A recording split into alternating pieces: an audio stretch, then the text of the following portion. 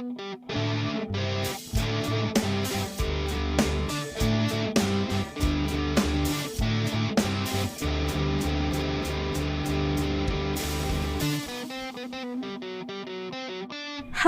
my name is Gray. And my name is Crystal. And this is Bust the Asian Beauties, a supernatural commentary podcast where I, someone who has seen this show several times, and I, someone who only knows the show through social media, discuss every single episode of Supernatural from start to finish.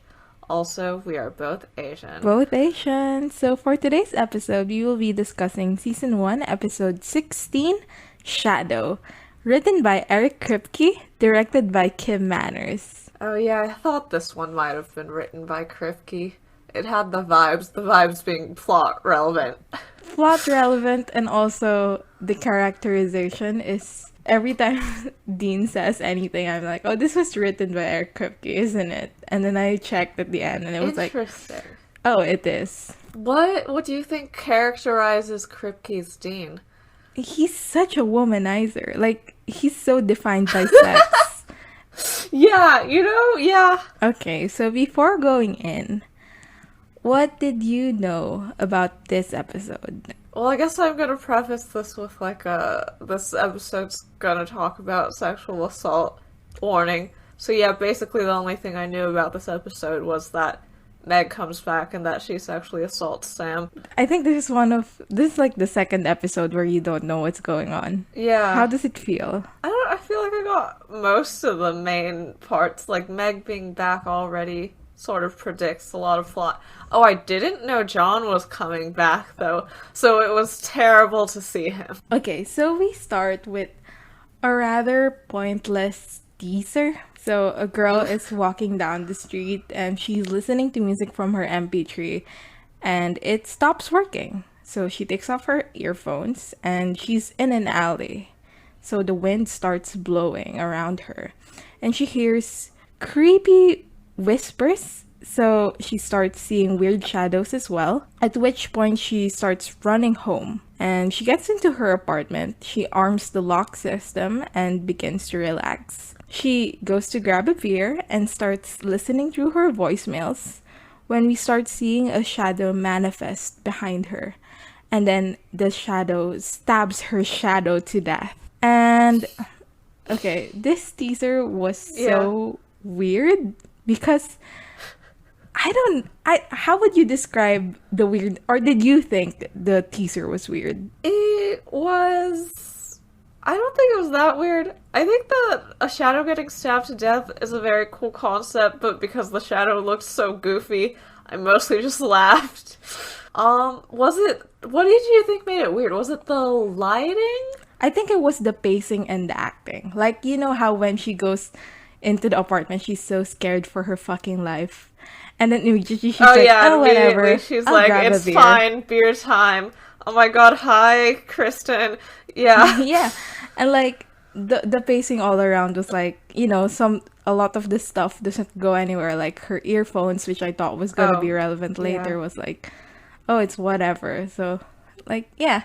Right. It felt so separate from the episode itself. Which I guess most teasers are, but like not to this extent. Yeah, I guess maybe they were just like, well, this isn't a case episode, but let's pretend it is for a while. How do we start those again? Now we're to Sam and Dean, who are dressed as alarm company employees. Yes! To inspect Meredith's apartment. They look so fun.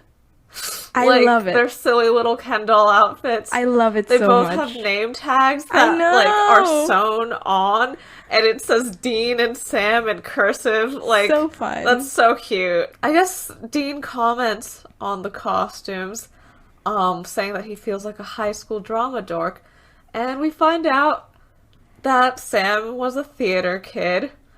Which I think in Supernatural is code for gay. Yeah, I think Sam's gay. And that he was in a play called Our Town, which I have read, but I don't remember much about.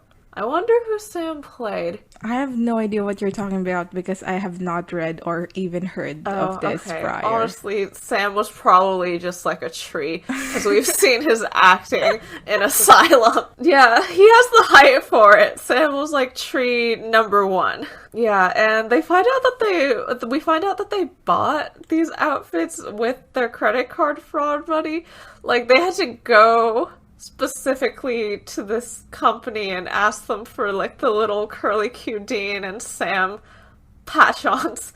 So they head into the apartment, and they meet the landlady, who makes me realize again how freakishly tall Sam is. And they see the apartment. The chain on the door is broken. There's blood all over the carpet. The whole time the landlady's insulting their alarm company She for says, being useless. he says your She alarms says, are yeah. as useful as boobs on a man. Trans rights.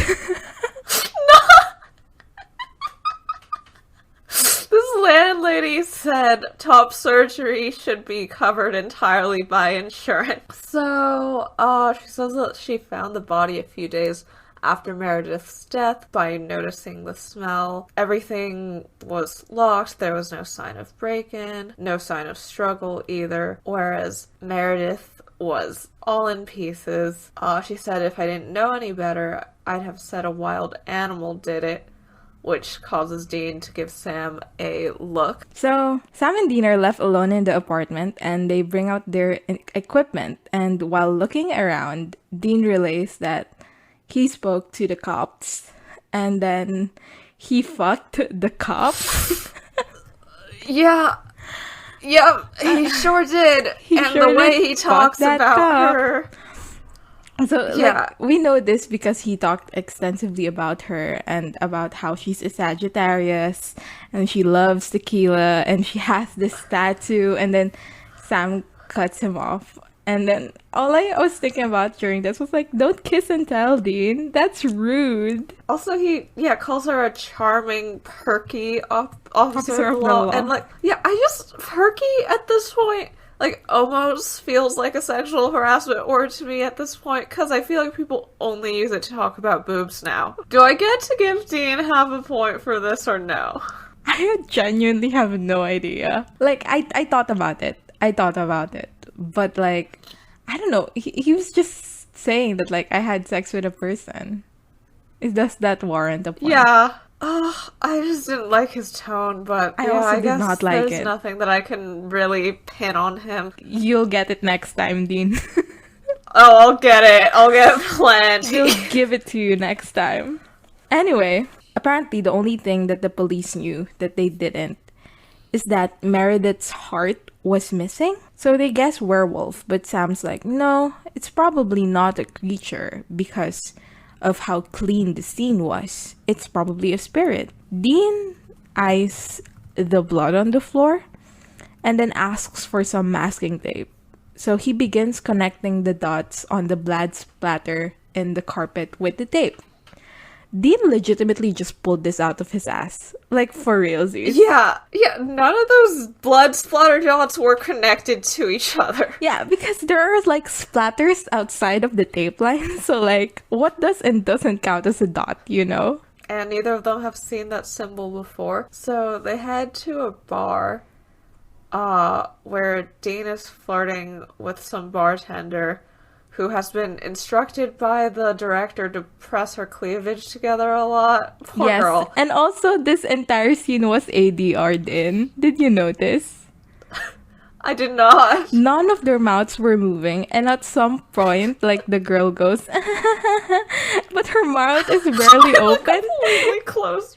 Yeah, it's so fun to watch. Honestly, like, I repeated it over and over again because I was like, this is so fucking funny. I'm sure that's how all women act with Dean, like, completely mouth closed. So true. And per usual, just like last time, while Dean's having fun at the bar, Sam's just sitting down and flipping through his dad's journal. I feel like this is also supernatural code for gay. Yeah, no. Well, okay, but Dean was sucking a dick last episode, so I guess this is like Ace Sam writes. So, Dean finally heads over, and tells Sam that he talked to the bartender. Sam asks, "Did you get anything besides her number?" Dean does a little jokey thing about how I'm a professional. I can't believe you'd think that. And then goes like, "Alright, yeah," and holds up the napkin with the bartender's phone number on it. Yeah, no, he is, like, incredibly womanizing this episode. Yes, Like, I didn't really notice until you pointed it out, but yeah, it's just... Because, okay, like, the last time Dean got a misogyny point was in episode 12. Like, it's been 4 episodes and suddenly he's being, like, the worst guy in the world again. Yeah, so we find out that Meredith worked at this bar, but she didn't exhibit any strange behavior before her death. Sam's found nothing on the symbol, but he has found a similar victim named Ben Swardstrom, who was killed in the same way. But seems to have no connection to Meredith. Suddenly, Sam notices something on the other side of the bar and starts walking towards whatever this is. When he reaches it, we see the back of a head, short blonde hair. Sam puts a hand on this person's shoulder, and it's Meg! yeah. It is Meg. It's like, I guess it's a parallel to how he first sees her, right? Because it's the same angle. Right, and he also put his hand on her shoulder. Yeah. It's Meg.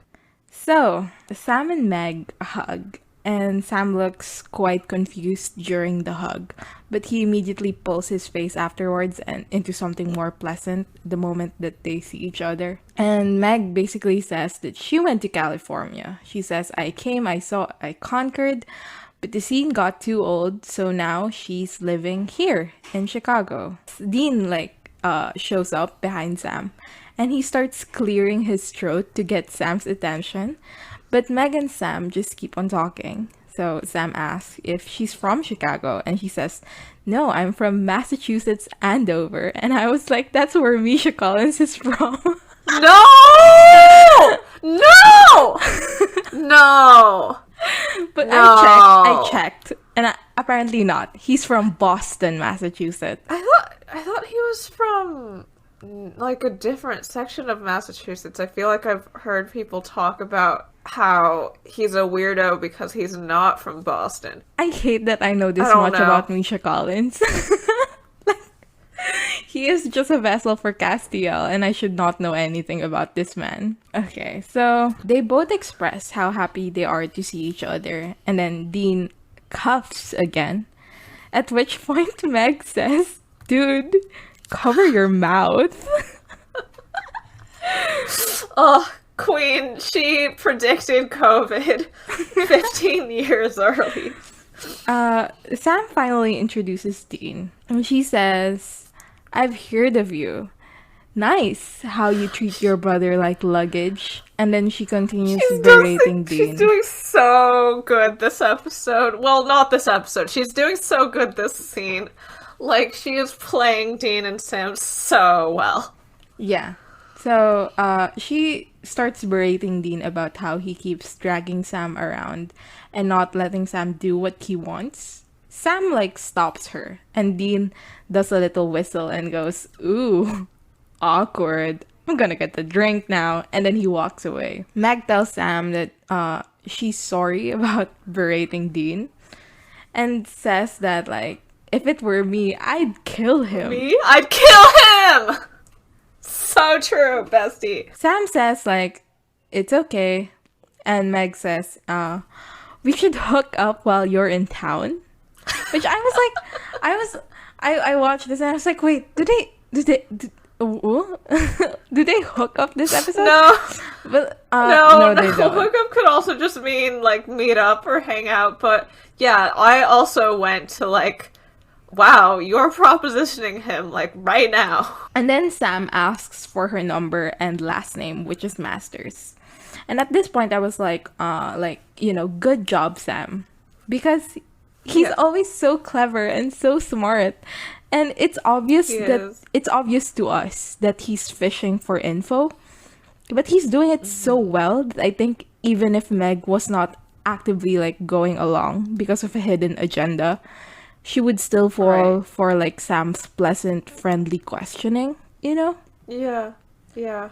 I agree. Though his face is doing a lot of uncomfortable looks. Also, like I at this moment I thought about how this kind of friendly conversation. Do you think it's something Dean can realistically be given? Like, do you think the writers would let Dean do this at this point in time? I don't think so. No.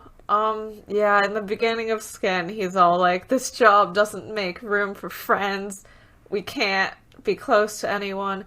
And when we've seen him on his own trying to get information, like in Scarecrow, he's a fucking loser.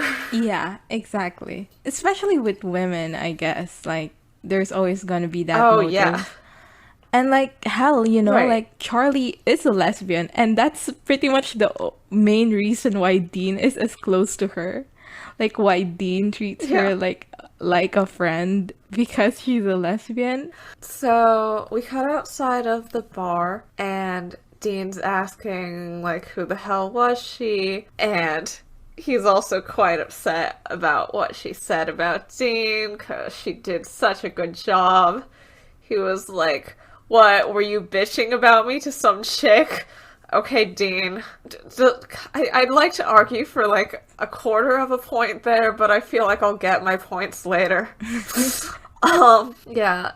And Sam's like, no, we met during season 1, episode 11, Scarecrow. You know, season 1, episode 11, Scarecrow. And Dean asks, am I keeping you against your will, Sam? And Sam says, no, of course not. And Dean's still quite stuck on the being upset about Meg thing, but Sam's trying to get him to listen to him because he thinks that something is up with her, because it makes no sense for her to have shown up out of nowhere twice. Sam says, there's something strange going on. And Dean says, yeah, she wasn't even into me. Ugh! Does this warrant a point? What do you think? I'd give him half a point for this. I'm not sure. Again, like, there are so many parts in this episode where I was like, what is this? Dean, what are we? What is going on? Because, like, is this... What is this? I don't even know how to qualify it. Honestly, to me it feels like he's upset that someone knows something about Sam that he doesn't, and the way that he can fix that is by, like, pretending that she's also really into him. Also, I think it's just when Dean's uncomfortable, he falls back on misogyny, and that's like, I'm so handsome, all the girls love me, I will fucking suck left and right, and be disrespectful the whole time. I think my issue with this is because I've been ambivalent about point fives. Because, like, it's either a misogyny or it's not. It's, like, kind of where I'm going. But obviously, it's more complicated than that, you know? So, Right. I don't know. If you want to give him some points for this, Okay. I'll let you. Thank you. I'll give him half just because we had 2 other moments earlier in this episode it's where a I quarter. sort of wanted to give a point. Yeah. Okay, I have a question, but I Yes. am so embarrassed to ask it.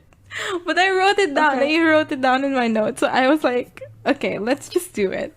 So, okay, for example, put yourself in a situation, right, where Sam and Dean are separately, like, talking you up, say at a bar. Okay. Okay. This is literally playing out like I'm doing, like, self-insert fan fiction right now. And I kind of am. If you are a self-insert fan fiction writer, be free. You are cringe, but I am setting you free. Basically, like, do you think, barring anything that you know about Sam and Dean, like, you don't know them prior to this conversation, do you think Dean's charms would work on you? No, I think he would be too forward. And also, I feel like as someone who is visibly Asian, if someone like just starts hitting on me from the get-go, my assumption is like, oh, you have a fetish. Like, if you're not like taking time to get to know me, I am assuming that they have a fetish. So no. I didn't even think about the fact that I'm Asian. Because, like, I mean, it doesn't really come up, like, here because I am an ethnic majority. Yeah. But actually, I don't know why I asked this question. It's such a weird thing to ask. I don't think it would work on me as well because I generally don't like flirting. So it's like, go away. I have actually, like, men have flirted with me and I have asked them to, like, go away. Because I don't like it. But yeah. Fun question. I'm so sorry. No, you're good. You're good. I mean, I understand, like, the point. It's like, we're, like, fucking weirded out by Dean. Yeah. But, like, if we knew in canon, this works. Yeah. So, right, so it's like, would this actually work on people? Yeah. And, I mean, we've seen the many fans of Supernatural who want to fuck Dean despite knowing everything about him. So, you know, there's a subset of people that it would work on, I suppose. Yeah, maybe. Do you think Sam's charms? I don't think Sam puts on the charm. So I don't even know what Sam flirting looks like. He sort of just gets kissed by 18-year-olds at colleges because they're emotionally vulnerable. Sam is like, you know, the definition of just be straight up, bro. Just be yourself. Like, he literally is just straight up himself. Actually, he's not. He's very good at putting on personas. Not. So, yeah. I don't know. Maybe Sam will work on me. Yeah, so Sam continues and he says that there's something about this girl that I can't quite put my finger on. And Dean says, well, I bet you'd like to.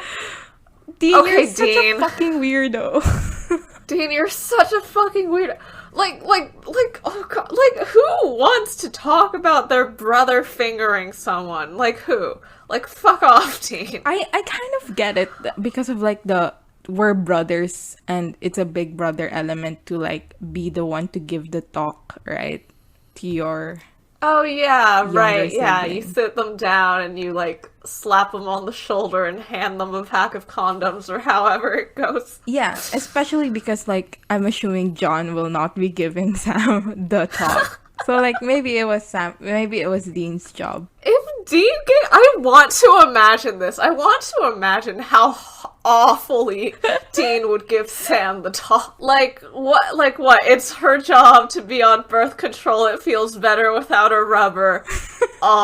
Just, like, wink and, like, God, like, what else would Dean say? Just terrible, terrible advice. This starts Dean's teasing, which goes on incessantly throughout this episode, where he keeps making fun of Sam for perhaps being into Meg, and he's saying, maybe you're thinking a little too much with your upstairs brain, huh? This is when I messaged you on Discord. That you hate Dean? Yes. I was like, yeah, this guy kind of sucks, bro. I'll be honest. Yeah, this guy really sucks, bro. Also, actually I'll bring it up now. Okay, like, all of this happening in an episode where Meg eventually sexually assaults Sam is, like, really, like, icky. It's really icky. From a writer's standpoint, I guess it's just the way that they can't see this character without sexualizing her, and when we don't know if she's a bad guy or not, they do it in a, potential love interest, but in a really objectifying way, and then when she's a bad guy, they're, like, doing it in a sexual assault way, but, like, I don't know, in the way that, like, this whole episode is sort of set up so you're supposed to feel like Sam sort of wants it in a way, right? Which is also so gross. I don't know. What are your thoughts? Because Sam, right, like, throughout it, it's like instilled in our head that he's acting like a creep. We know Meg is a bad person, so we're supposed to forgive it, right? But also, you're supposed to think that, from Sam's perspective, he is being a creep. And so, like, when it does happen towards the end of Meg assaulting Sam. I don't know. I'll just say that, like, this is the reason why I am ambivalent about, like, Meg as a character, even when Yeah. she becomes Meg 2.0. I don't know. Like, this episode, what she does here, I couldn't shrug it off. And it makes me uncomfortable that way into the future. We'll talk about it when we get there. But she becomes buddies with Sam, you know? And then she, at some point, even asks him, like, since when have I ever been not on your side, Sam? And, like, I've forgotten the context when I was watching that part of the show, like, when I watched it the first time. But now that I do remember, it's like, oh, no. Oh, yeah.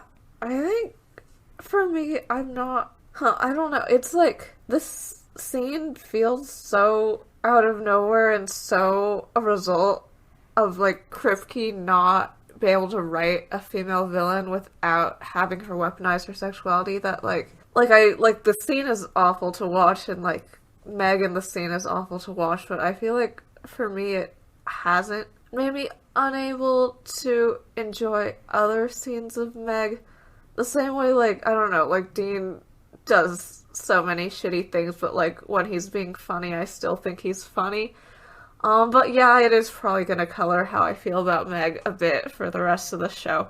I guess because Meg doesn't show up as much as Dean. So, like, with Dean, like, he does shitty things, but because there's so much things that he do, you know, the skill kind of wavers, but ends up balancing out. For some people, I guess there are things that he does that are, like, unforgivable. Like, we all have different barriers of what we can and cannot let go. Yeah. And, like, this one is one of the barriers for me, I feel. That makes perfect amount of sense. Yeah, I think I'm just mostly going off of how I feel and how easily I'm able to forget about some things while watching other things. Yeah. Ugh, whatever. This episode. Alright, so Sam asks Dean to look into like, Meg Masters from Andover, Massachusetts, and into the symbol.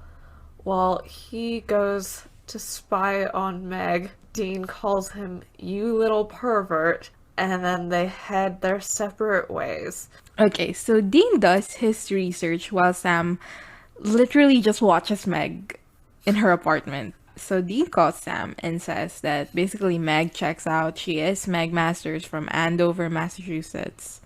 And he tells Sam to just knock on her apartment and invite her to a poetry reading, whatever it is that he does. This is the third time they call Sam gay in this episode.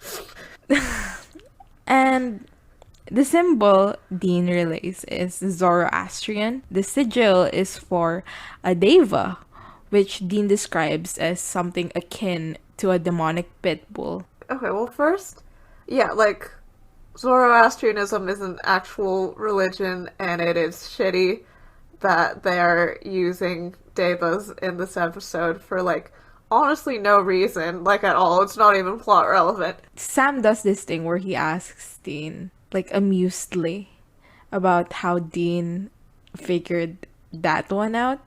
And Dean says, "Oh, come on, I can chase paper too." And then Sam says, "Name the last book you read." And Dean admits that he called Caleb, which is one of John's friends, who helped him out. And, like, I don't know. There are 2 times when I was like, this is written by Kripke, isn't it? The first one is when Dean does the napkin thing with the number of the bartender. And the other one is this one. Because, like, the way Sam is characterized, I don't know, it frustrates me. Right, the whole, like, "Oh, Dean, you stupid little non-college goer." Yeah. Because I know other writers have Dean, like, read Vonnegut and, like, generally be somewhat into, like, quote-unquote academic literature as well. Is Vonnegut required reading for you guys? I was never assigned him, but my ex-fiance has been, I think. It's not required reading here. Like, for American literature classes. But, like, I started reading it because of Dean. I started reading Vonnegut because of Dean. And Which one? I read Slaughterhouse-Five, Cat's Cradle, and then another one that I forgot the title of. But basically, like, okay, this is a tangent again. We have so many tangents in this episode. Yeah. But when I heard that it's called Slaughterhouse-Five, I really thought it was gonna be like a Stephen King kind of novel Oh, yeah. because of the name. But no. I thought it was gonna be like a slasher. And then I read it, and it was so genuinely one of the most profound things I've ever read. And I was like, holy shit. And then I feel like this was after I've had a falling out with Supernatural. So I was like separate from the show already. But then Your ex-fiance, Supernatural. yeah. We were divorced. But I've developed a new appreciation for the show and for Dean as a character because of his love for Vonnegut and because I read it and loved it as well. It's one of those like connect the dots thing in your head, you know? Right. Right, like Supernatural, you think it's a slasher, but I guess at some points it's one of the most profound things that you've watched. Yeah. So apparently, this deva needs to be summoned. And summoning it is risky business because it usually, as Dean says, bites the hand that feeds it. So they probably have a major player in town. And then he tells Sam to give Meg a private stripogram. And Sam says, bite me. To which Dean replies, bite her. But don't leave teeth marks. What is wrong with you, Dean? What the fuck does that mean? What is happening? What? Like, he's just saying shit at this point. I don't even know what he's saying at this don't point. leave teeth marks sounds like something a serial killer would say. Come on, Dean. Anyway, Sam continues watching Meg, who is now changing. So she's in her bra. This is director misogyny a bit. Like, does she have to be in a bra? Like, does she have to be? Ugh. This is one of those, like, it's just the writers and the director, I guess, like, not knowing what to do with a female villain without sexualizing her. Yeah. So she's, putting on a shirt when a woman knocks on Sam's car and calls him a pervert for watching. And Sam's like, no. And then she moves away. And then Meg gets out of her apartment and Sam follows her. Did you think that the pervert scene felt, like, really out of place? Like, it was a comedic feat that felt very sudden. So many things in this episode feel very sudden. So, like, but yeah, you're right. It felt like the writers were like, oh, but Sam really does look like a pervert. How can we undercut that? By having a random woman tap on his, like, door and say, pervert. Yeah, so Sam starts following Meg, and she enters a warehouse. Something I'm impressed about like, in Supernatural, is how many empty, abandoned warehouses there are in America. Like, is this for real? Is this something that is actually, like, present in the US? I'm not sure, but I think there should be quite a few empty warehouses. I don't know, I feel like most warehouses are not that empty, but also don't we have, like, a giant vault of cheese because the government subsidizes cheese production and they make too much and then they just shove it all in a fucking, like, warehouse vault somewhere? I feel like government subsidization of, like, various, like, agricultural production stuff should probably result in a lot of empty warehouses. Though I guess we're in Chicago here, so yeah, I don't know what the warehouse would be full of. What's Chicago known for producing? Hot dogs. Yeah. Hot dog. Yeah. There we go. So Meg goes to the upper floor of this hot dog warehouse and Sam can't get in, so he sees some the transcript says that it's a broken down elevator gate. Yes, But yes. basically there's just a bunch of metal bars and Sam's climbing them. I guess, like, all those chin-ups he did in the cage last episode have paid off. Because he's doing a really good job climbing this thing. Like, I think I wrote down here, Sam must have ate on the monkey bars as a kid. Yeah, so he gets up to the top, and he can sort of see in through this, like, grate, like, barred window thing to what Meg is doing. She's going to some altar, and she picks up that silver bowl that looks like a singing bowl, and swirls her finger around in the blood, and says some stuff, and is talking to someone on the other side. Sort of like the last time we saw her talk here, she starts off pretty passionate. She's going, I don't think you should come, the brothers, they're in town, I didn't know that. And then suddenly she goes quiet, and her face sort of closes in, and she says, yes, sir, yes, I'll be here, waiting for you. She blows out the candles, she leaves. Sam's able to crawl in through the bars in the window, and sees that the altar has a bunch of organs on it, and the symbol drawn in blood, and he's pretty freaked out. So we go to the motel where Sam is looking for Dean, and when he finds him, they say in unison, dude, I gotta talk to you. So Sam relays basically everything we learned about Meg, that she's summoning the Deva and communicating with someone through a blood bowl. Someone is giving Meg orders, and that someone will be in the warehouse.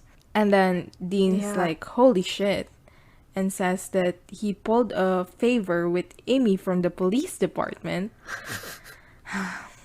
and realized that both the victims are from Lawrence, Kansas. So Dean says, like, we gotta trash the altar and interrogate Meg. And Sam says, no.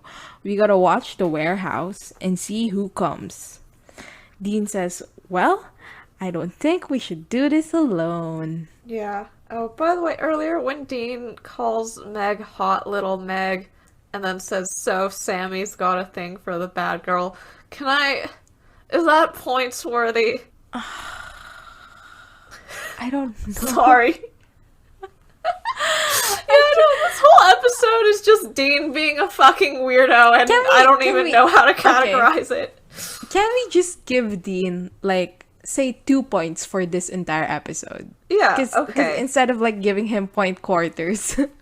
Like, let's just give him fucking 2 points, man. Okay, I feel like some people are gonna be upset that we gave Sam 5 for Hookman and Dean only 2 for this episode, though. Can I give him 3 so we're at, like, a nice even 20 total misogynies? Okay, go for it. Alright, yeah. He's so weird about women this episode. And it's not like... fucking weird. What a weirdo, man. Alright, yeah, Dean officially by the end of this podcast episode will have gotten 20 misogyny points. Go, Dean. Don't go, Dean. Stop, white boy, stop. Yeah, so Dean is now leaving a voicemail to John where he says that he thinks that they have a serious lead on the thing that killed Mom. And it makes me sad that, like, that's his opener. Like, that's the only thing that he knows will draw John in, and he's right. Like, Sam calls John and Faith, like, the doctors say that Dean has, like, 2 weeks to live, and John did not show up or even, like, text Dean, like, hey, I love you, son, like, hang in there. Like, John completely fucking ignored that, but he's coming for this. Ugh. And again, I didn't know John was coming this episode, so I think when Dean was leaving the message, I wrote down, John isn't coming, you stupid slut. But then he did. So yeah, Dean gives John the address of the warehouse. Sam's like, voicemail, and Dean's like, yeah, they know what's up.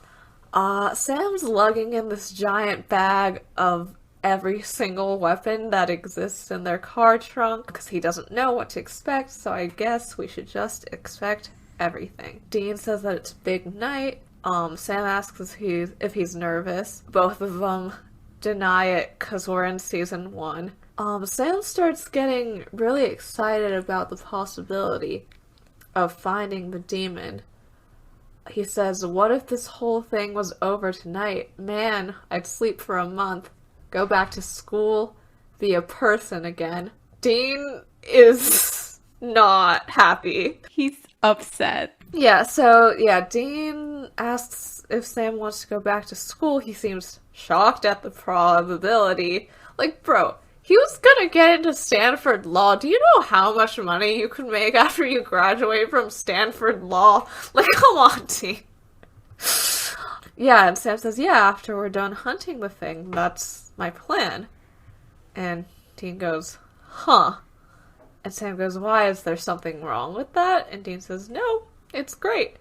Good for you. Very disingenuous. Sam asks what Dean's gonna do after this, and Dean says, well, it's never gonna be over. There's gonna be others. There's always gonna be something to hunt. Sam asks if there's something that Dean wants for himself, and he sort of snaps and says, yeah, I don't want you to leave the second this thing's over, Sam. Sam asks what the fuck Dean's problem is, and Dean says, why do you think I drag you everywhere, huh?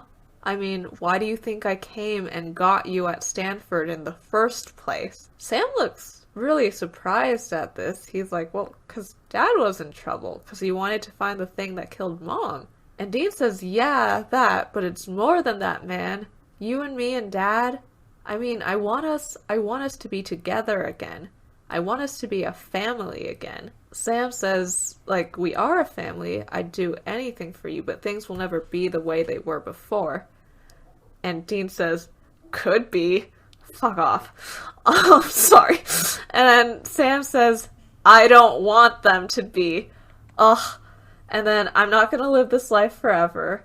Dean, when this is all over, you're gonna have to let me go my own way. And then Dean gives him this creepy, glary look. And that ends that scene. Okay. Alright.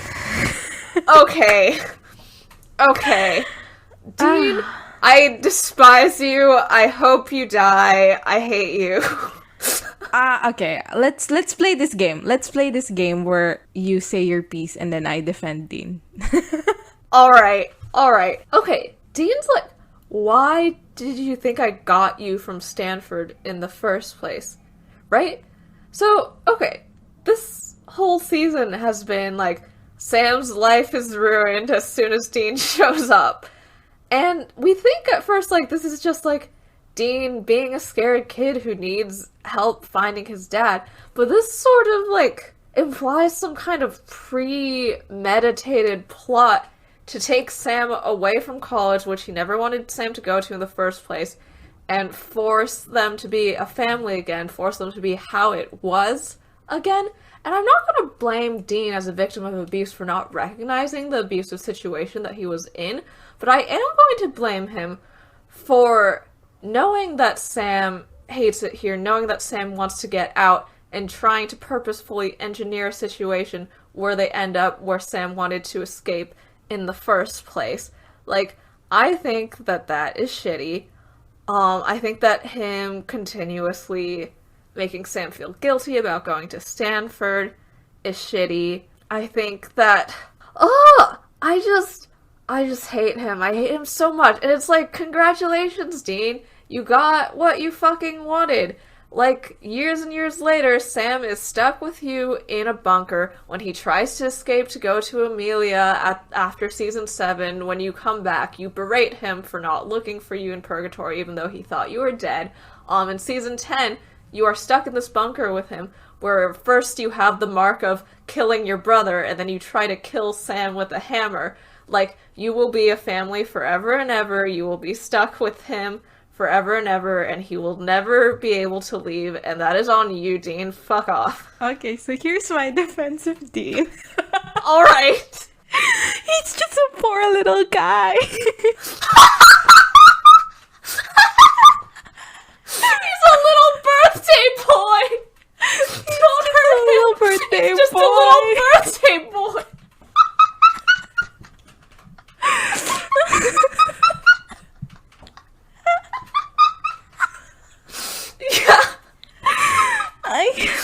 Damn, I'm convinced. No notes. Okay. Did you have anything else? No, basically, like, I guess what I want to say here is that I get where he's coming from. And I feel like you do as well. Like, you understand that it's like, what gets to me is when Sam asks, like, what do you want? And basically what Dean says is, like, the status quo, right? Like, that's what he wants. So he doesn't want anything more. Because, like, in his youth, he was taught that, like, you can't want anything more because the most you're gonna get is us. Like, your reward for living such a horrible life is that you get to live it with your family. So, like, I get where he's coming from. But okay, but I completely agree. Okay, he has a GED and a give him hell attitude, and he can go drive back to Cassie right now. But she's a realist. They're not gonna work out. Well, they're not gonna work out because Dean won't give up hunting. If he dropped hunting and just got a construction worker job, like in Cape Girardeau or however it was pronounced, like whatever, they could work it out. He could do plenty of things that don't involve ruining Sam's life. Remember in Bloody Mary where he was like, hell, if you want to blame anyone for Jess's death, blame me. I'm the one who dragged you away from her. Like, I do blame you, Dean, actually. I do. Fuck off. Yeah, I think what I'm going for here is not that you should forgive Dean or that Dean is in the right, because he definitely is not. Like, that's just the reality of the situation. I guess more I'm asking for is just like there is a reason why he's like this, and some of those reasons are not his fault. I agree. Yeah, they're not all his fault, but also I attack and kill him with a branch. Yeah. I too will attack and kill him with a branch. And I will not sex him until he say blah blah blah. So we go to the warehouse, and Meg is reciting something while Sam and Dean climb up the elevator just like Sam did prior. Do you want a fun fact about me? Sure. When I was 13, when I was first watching Supernatural, I memorized the exorcism Latin incantation. Aww. Yeah. What a fucking Do you still nerd. know it? No, I don't. I actually tried a while ago, and I don't know it anymore, but it was like my party trick. Because it's not like so supernatural related. Like, you can just know it, right. You know? Like, just because. And like, when people ask me, like, do you have a fun fact about yourself? I'll be like, oh, I can recite the Latin incantation for exorcism.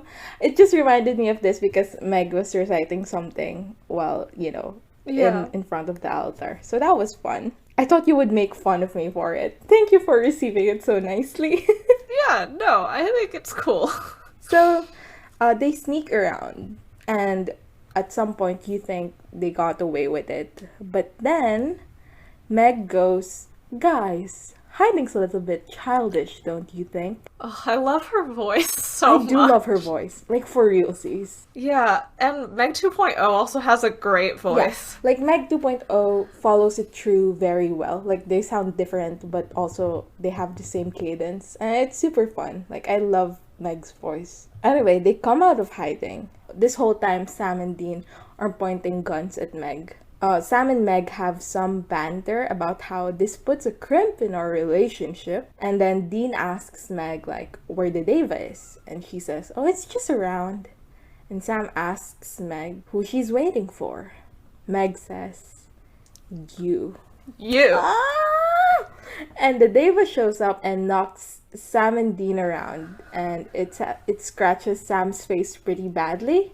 Then we cut to black. Sam looks real good with the scratches on his face, I must say. Like, sorry you're suffering terribly, but all men should have, like, 3 scores on their cheek. Like, that's just sort of a look. So, they wake up tied to poles in the warehouse, And Dean says, "Hey Sam, don't take this the wrong way, but your girlfriend is a bitch." It's probably good that we just gave Dean a set amount of points for this episode, because I would have so much to say. So Sam realizes that this whole thing was a setup. Even when he was spying on Meg and hearing what she said in the bowl, that was also a setup. The victims being from Lawrence didn't actually mean anything.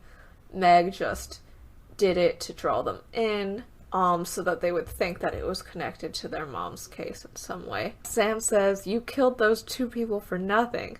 Meg says, "Baby, I've killed a lot more for a lot less." Yeah, so Dean asks why Meg doesn't just kill them already, but Meg says, "This trap isn't for you." They realize that it's a trap for their dad. Dean says that John would not come to town, and if he was, he wouldn't even walk into this trap because he's quote-unquote too good. Do you think Dean is bluffing here?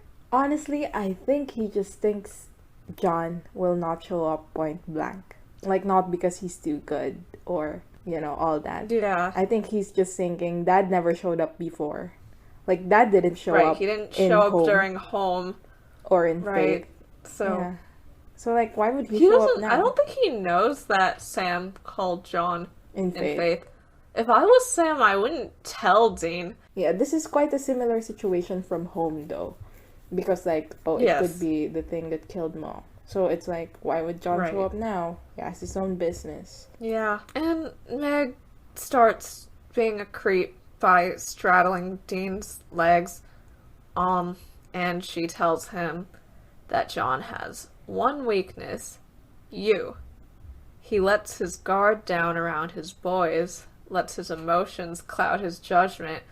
Well, he should do it more then, 'cause no, he doesn't.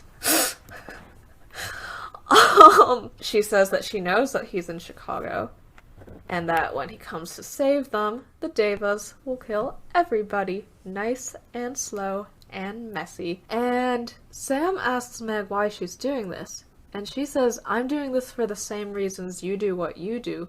Loyalty, love." Which, I just think Meg is such a fascinating character in the way her relationship with Azazel is a father-daughter relationship. And, like, again, she is very similar.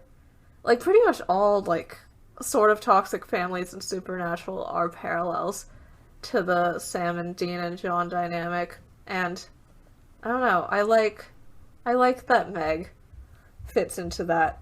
And also that she, as a demon, is a human soul that got corrupted by torture in hell. And how, like, how Dean probably would have ended up a lot like her if he had stayed in hell for longer. But yeah, anyway, Meg says that it's love, like the love you had for Mommy and Jess. Sam says go to hell. And Meg says, "Baby, I'm already there." And then, yeah, I don't know how much detail I want to go into this, but, basically, she starts straddling Sam's legs. She tells him that she saw him washing her, and that she knows that he's attracted to her, and that she liked it, and that they can have a little dirty fun. So as Sam is tied up and helpless, she starts kissing his neck. And it is bad to watch. Yeah. It's bad to watch. It turns out that Sam is sort of trying to distract Meg while she's doing that, while Dean tries to untie his hands by getting a knife out and cutting the ropes. But Meg hears the sound too soon and kicks the knife away. When Meg returns to Sam, she asks if he was trying to distract her, and he says, "No, I have a knife of my own." So, while she was getting Dean's knife away, Sam had broken free of his rope, and he knocks Meg out. And after that, he gets free, he overturns the altar, and the Deva shows up and grabs Meg, drags her across the floor and through the window, and she falls to the street below. In the slow-mo shot that looks so fucking funny. Like, we already know that Supernatural doesn't do slow-mo well. yeah. This fucking, like, this literally looks like there's a cartoon in China called Xiyang Yang, and it's about this wolf that keeps trying to eat, like, this family, or this friend group of sheep, and, like, every episode ends with them, like, kicking the wolf out of, like, a top floor of his castle, and him falling slow-mo and going, like, I'll be back! And, like, literally that's what Meg looked like.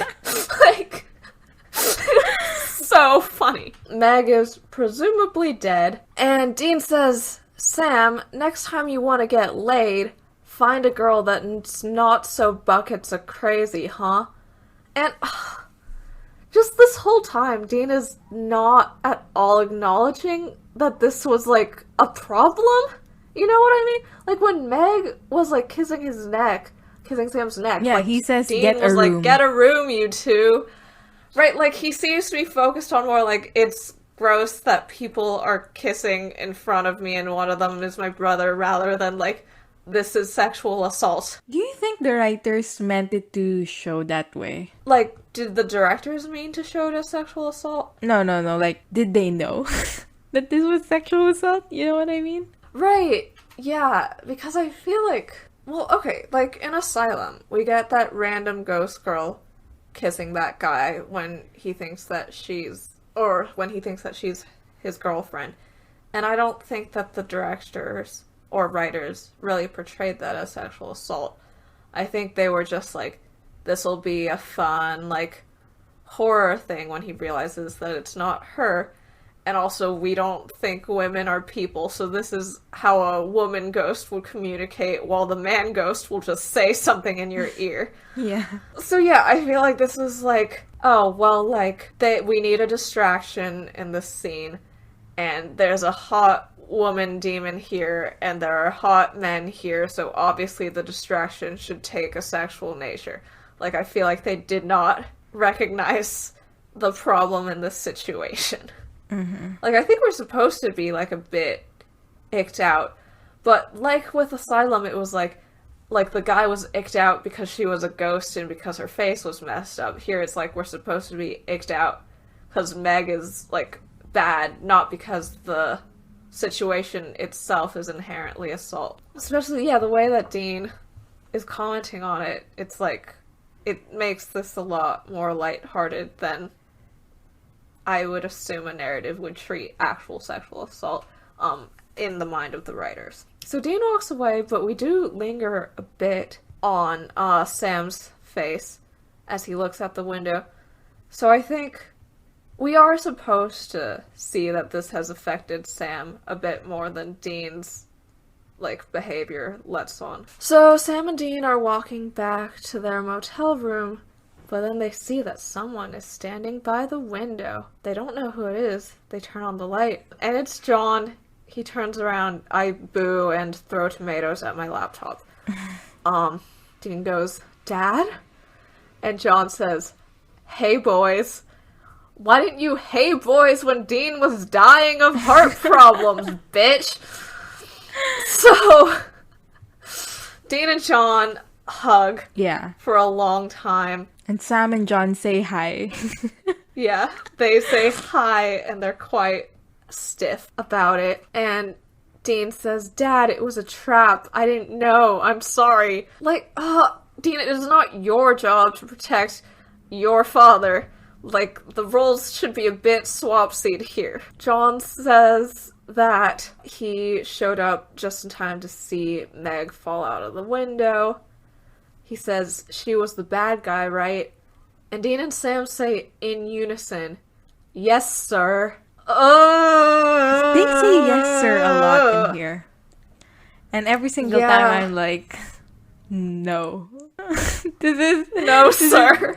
This is too much for me. John says that this demon has tried to stop him before because he knows that he's gonna kill it, not just exorcise it or send it back to hell. But he doesn't know yet how to kill it. Sam asks John to let him come with them. John refuses and says that he doesn't want them caught in the crossfire, and he doesn't want them hurt, which is fair, but maybe you should have said that before instead of disappearing on them for 6 months and making them think that you were dead, John.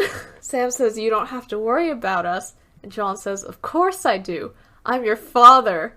You are literally a shit did not father, show John. up when Dean was dying. Like, he was gonna die in 2 weeks, for realsies. Yeah, like, you were like, the last time I ever talked to Dean, it's gonna be on the phone when I tell him to stop following me, give him a case, and make him say, yes, sir, and look sad the whole time.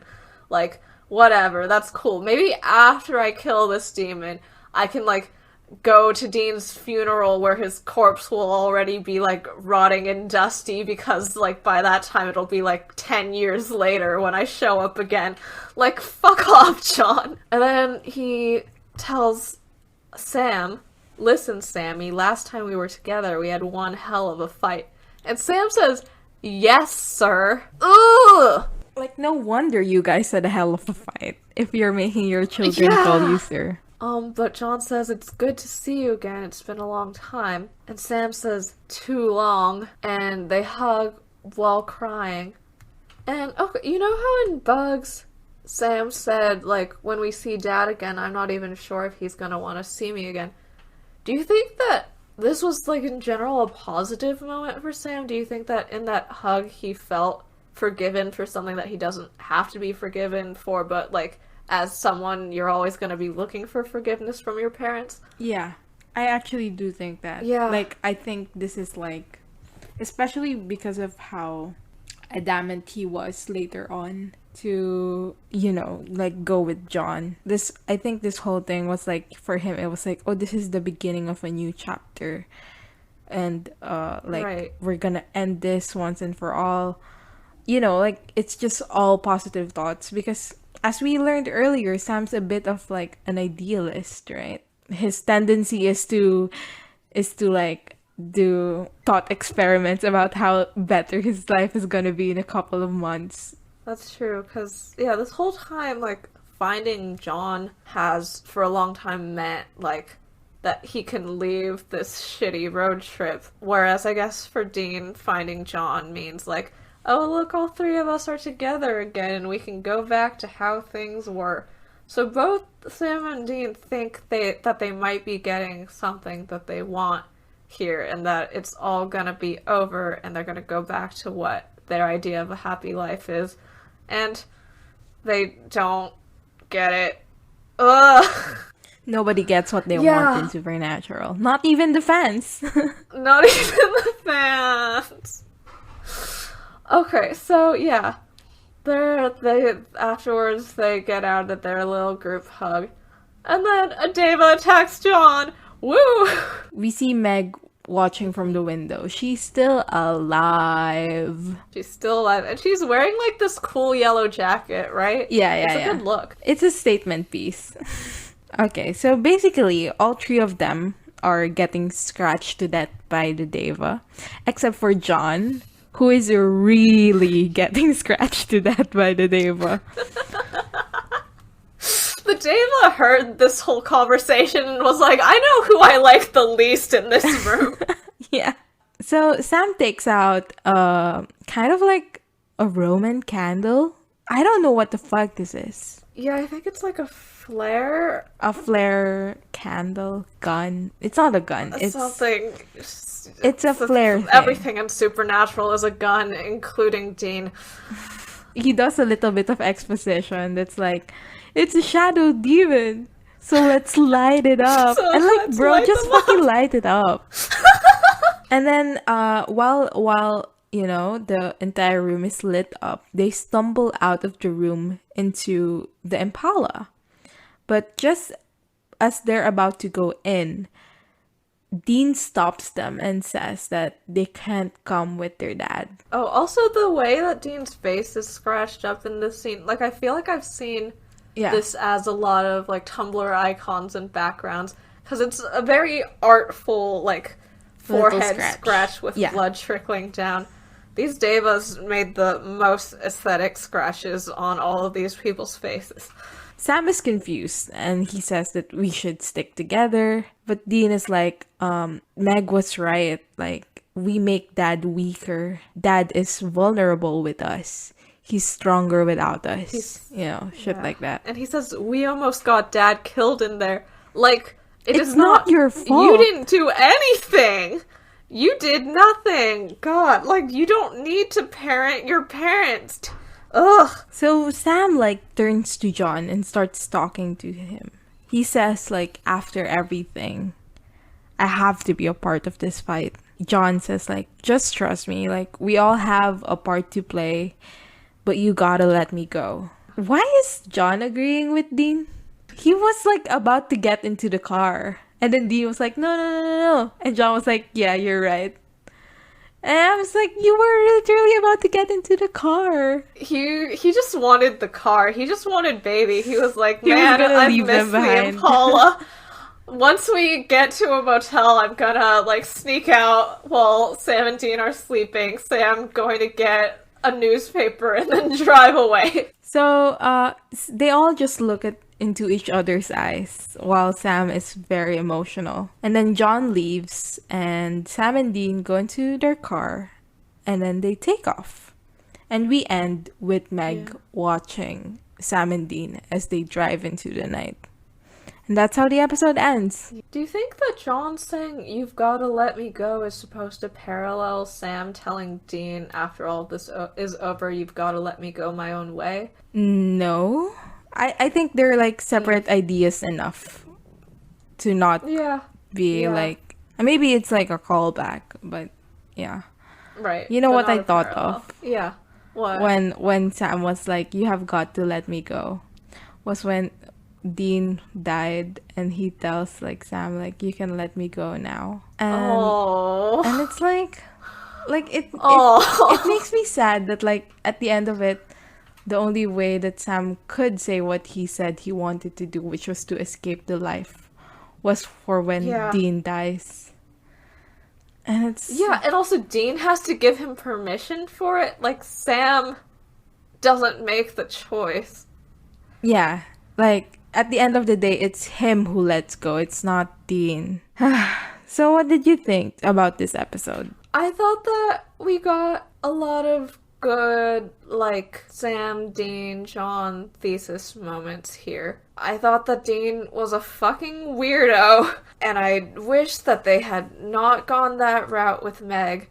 She had some pretty fun moments in this episode, and then she had some very bad moments in this episode.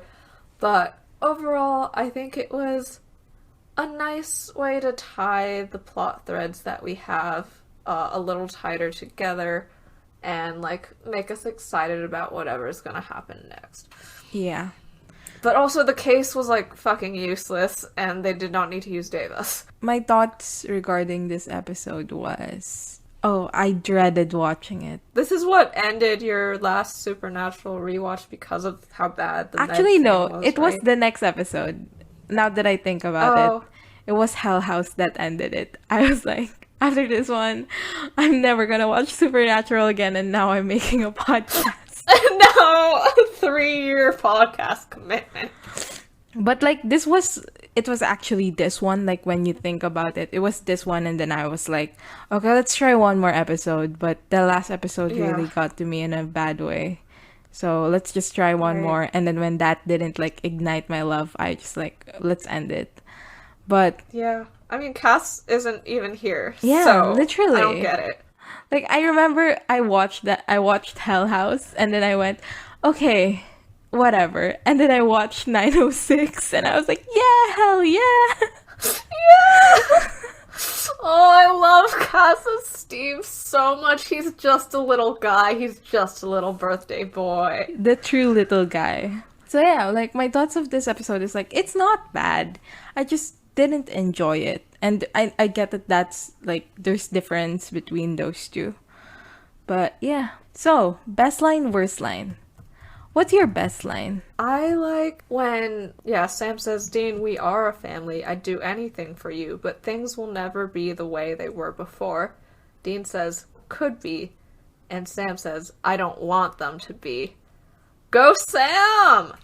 Go Sam! My favorite line is, I want us to be a family again. And Sam says, we are a family. Like that specifically. Because you took the general thing. But that line specifically, the we are a family, really got to me because, like, families do change, you know?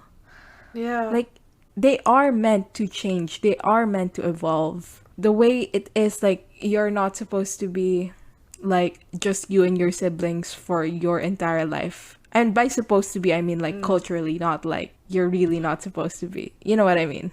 Like, you can be, but only if you and your siblings all want to, and Sam does not. Yeah, like, Sam does not. And, like, it's just, like, Dean doesn't understand that, like, family can mean a different thing.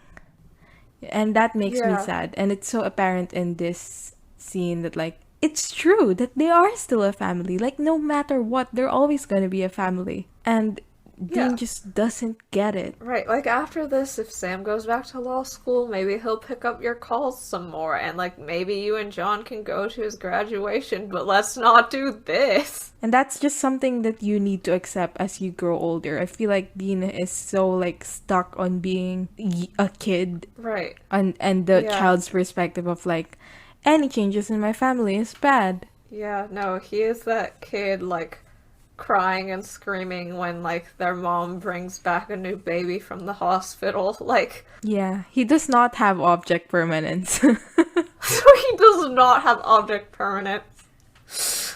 Oh god, I wish Sam had kept the number of the therapist from Asylum.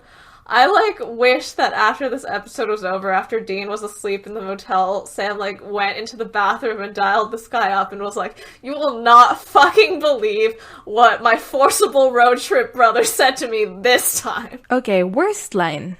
Oh god, Dean's being such a fucking weirdo, but I think specifically after Meg sexually assaults Sam when Dean says like, Sam, if you're looking for a little action, find someone who's not so crazy or whatever. Like, Sam was not looking for a little action, he was assaulted. Dean, like, shut up. Yeah, my worst line is, I bet you'd like to, after Sam says, I can't quite put my finger on it. Oh god, yeah, it's just so specific. Like, come on. Yeah. Like, I feel like Eric Kripke was like, oh, what a funny joke. I have to write around this now. And it's not a funny joke, Eric Kripke. Yeah, no, Eric, like, woke up in a start, like, in the middle of the night, like, 3 a.m., like, oh my god, I just had the best idea for a supernatural line, guys. He's, like, half stoned out of his mind. Like, bro, what if Sam says, I can't put my finger on it, and Dean says, yeah, I'd like to. That's hilarious. Bro, like, oh my god. Also, you know what? My headcanon for Eric Kripke, the real person, is that he doesn't know where the clitoris is. So, like, this makes even less sense for him as a joke. Great. We are doing RPF. Yeah. Exactly. Reader X Kripke, but it's just about the reader getting more and more frustrated that Kripke can't put his finger on it. Okay, we have to do the guess the IMDb rating. Or IMDb, I don't fucking know. Okay, I think this was, like, from a writing standpoint and from a, like, watchers of Supernatural who are okay with misogyny standpoint, this was probably a good episode. Also, since this is season 1, I feel like people will feel, like, rewarded about the plot points that they've been noticing coming together to something, and, like, would probably be excited to see John again. So, like, it's probably fairly high. Like, maybe, like, an 8.7? 8.7? That's so high. I was gonna go for 8.3. No reason. It's just the vibes. Yeah, I just know that, like, I don't know, like, Scarecrow got, what, like an 8.6 or an 8.7? Right, and I feel like... This is worse than Scarecrow, though. I don't like it as much as Scarecrow, but I think that, I don't know, I feel like if you're watching season 1 of the show, and you're like, is this just Monster of the Week stuff, or is something bigger gonna happen? every time something bigger happens, you're like, ooh. But yeah, maybe I am way overshooting it. Let's see. Okay, let's see. 8.5. Alright, so like the average of our scores. Yeah. Okay, yeah, that makes sense. One of the reviews says not bad. Not bad. I mean, yeah, I would claim that it is bad, but also good. Right, okay, so 8.5. What else was 8.5? Like, where does this go alongside? Let me see. Why is the pilot suddenly 8.6? Oh, what? That was our influence. We did that. I know it. Everything is like rated down? That's so weird. Season 1, episode 2 is 7.9. Is this our influence? Wait, they rated it down. Oh my god, that's wild. Hookman is 7.9. No, this is absolutely our 2 listeners. They did this for us. Oh wait, Dead in the Water is an 8.0 now? Phantom Traveler is an 8.1. Is that...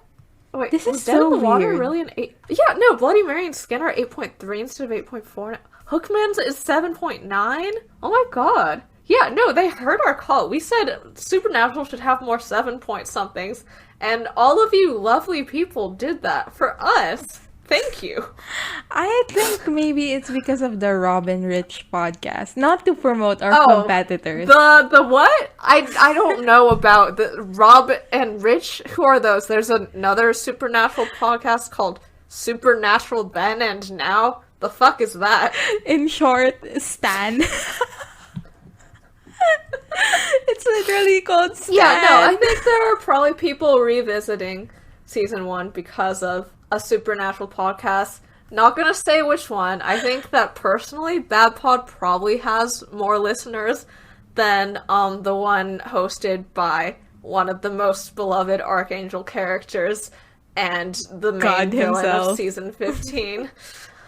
Yeah, I think personally, we are probably more popular and we probably have more pop culture influence as a podcast and also just, like, as individuals. But, you know, maybe, like, one Rob and Richard listener also rated some things down. This is so weird. Oh, at least Faith is an 8.8 now. It was an 8.9 before, right? Yeah. God, that's so weird though, right? This is gonna throw off our guessing so much. Yeah. Anyway, Shadow is an 8.5. And the reviews say... There's one titled Shut Up, Meg, and then the first line is, I really like Meg as a character. Pick a side! Someone's writing a little meta. They say, the title of this episode has 2 meanings. First, there's the shadow monsters, but there's also the fact that both boys continue to live in the shadow of their father and his quest. Nice. No one listened to Robin Richards' podcast, or anyone who knows people who listen to Robin Richards' podcast, tell them to listen to us instead. Yeah. There's a portion of this episode where my mic is bad because I unplugged my mic, but listen to us still. Yeah, no, we are better because, well, we have bigger boobs than them. Yeah, so we are bustier and more Asian and more beautiful. So you're just gonna have to trust the drawings on the logo, where there is absolutely no boobage whatsoever.